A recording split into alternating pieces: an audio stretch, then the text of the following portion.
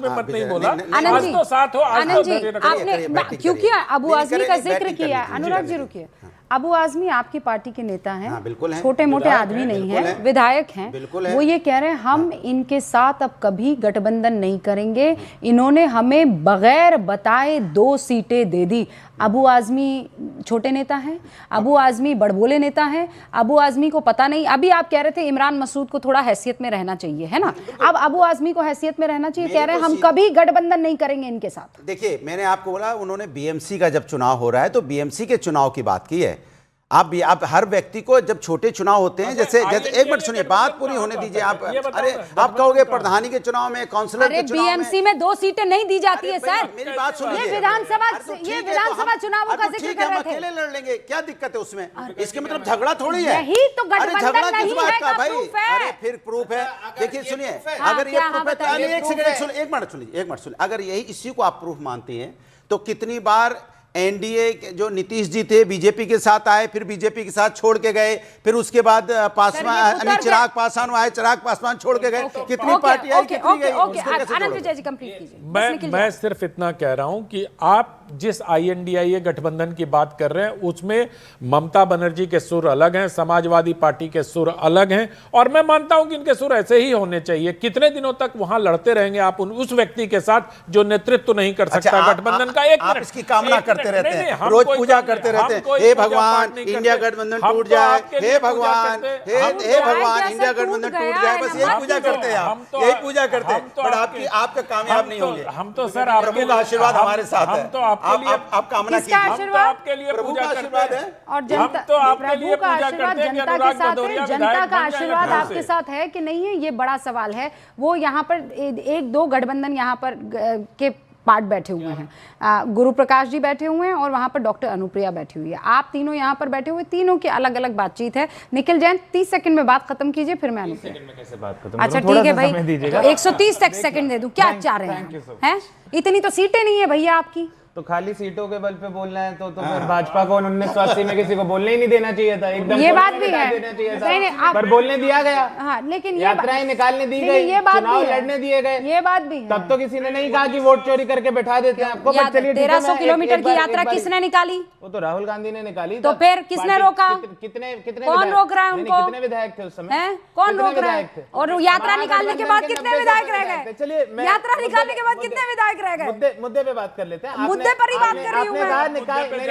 रूबिका जी, आपने कहा यात्रा के वक्त कितने विधायक थे और यात्रा के बाद कितने विधायक रह गए? एक सेकंड, मैंने इंटरजेक्ट नहीं करा था। रूबिका जी, क्या प्लीज मैं अपनी बात कंप्लीट कर सकता हूँ? आपको लगता है कि कर दीजिएगा, बस इतना बता दीजिए, यात्रा के वक्त कितने विधायक थे और यात्रा करने के बाद कितने विधायक रह गए? यात्रा करने के बाद वोट शेयर महागठबंधन का वहीं है, लेकिन सीट इतनी गिर गई। तो अगर आपको लगता है कि ज्ञानेश जी का खेल बहुत अच्छा हुआ तो आप हंसिए उनके साथ, सारे हंसी ठाका लगाइए। सर टीएन सेशन ने भी वही किया था आपके साथ। अच्छा, टीएन सेशन, अभी एक नई बात शुरू हुई है कि टीएन सेशन पे आरोप लगा रहे हैं, बुरा बोल रहे हैं, जो एक सबसे बढ़िया देश का मुख्य चुनाव आयोग रहा, उसका नाम आप धूमिल करने लगे। आप तो महान निकले, बढ़िया, मैं जवाब एक-एक करके ना, एक-एक रूबिका जी, आनंद जी को बुरा बोल रहे तो महान आदमी है तो भाई, आप प्रभु महान हैं। टीएन सेशन पर डिस्कशन कर लूंगी।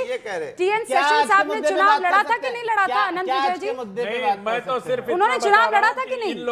इन लोग अगर नहीं जानते हैं तो इन्हीं के पार्टी के नेता थे IK गुजराल साहब, उनकी ऑटोबायोग्राफी पढ़ लीजिए, पेज नंबर 330 पर उन्होंने लिखा है कि किस प्रकार से नेशनल फ्रंट के नेताओं को छोटा दिखाने के लिए 8 जगह टीएन सेशन ने काउंटरमैंट किया था और he was a acolyte of Rajiv Gandhi.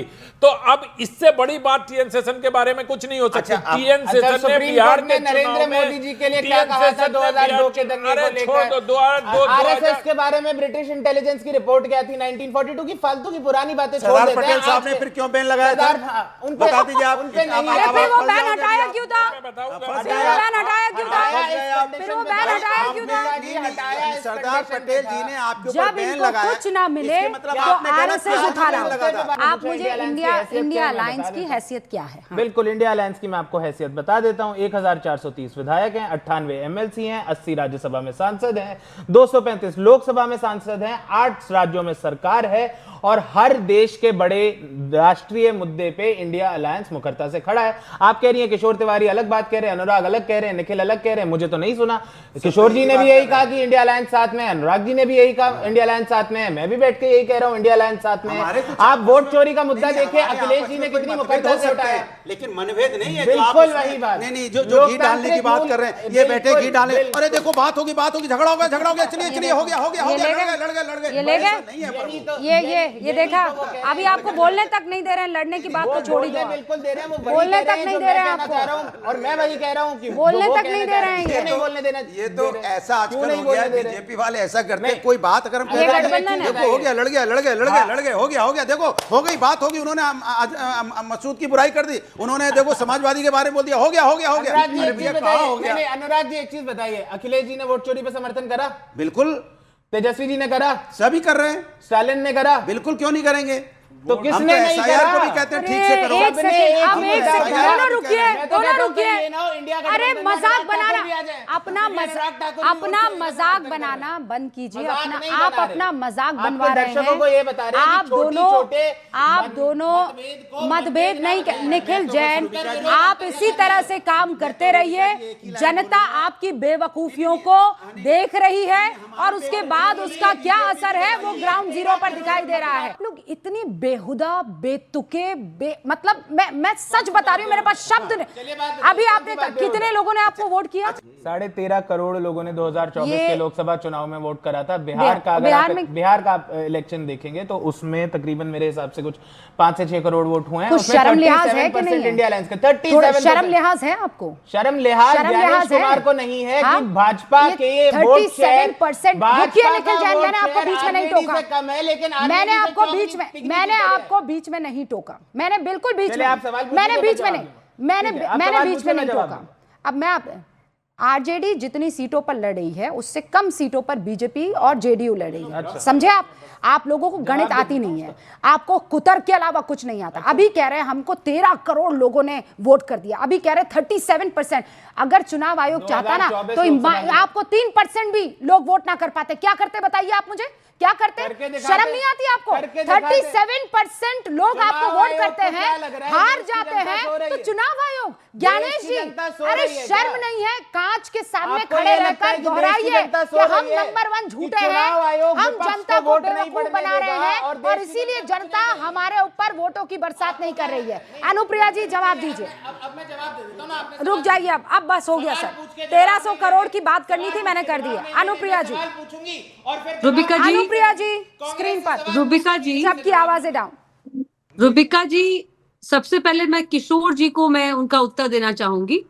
मुझे लगता है कि जिससे गठबंधन में रह रहे हैं और जिस गठबंधन में किशोरों की संख्या अधिक है, जिसको हम बाल बुद्धि कहते हैं, जिनमें राजनीतिक क्षमता कम दिखती है और किशोरावस्था ज्यादा दिखती है, उसके प्रवक्ता के रूप में मुझे दिख रहे हैं किशोर जी।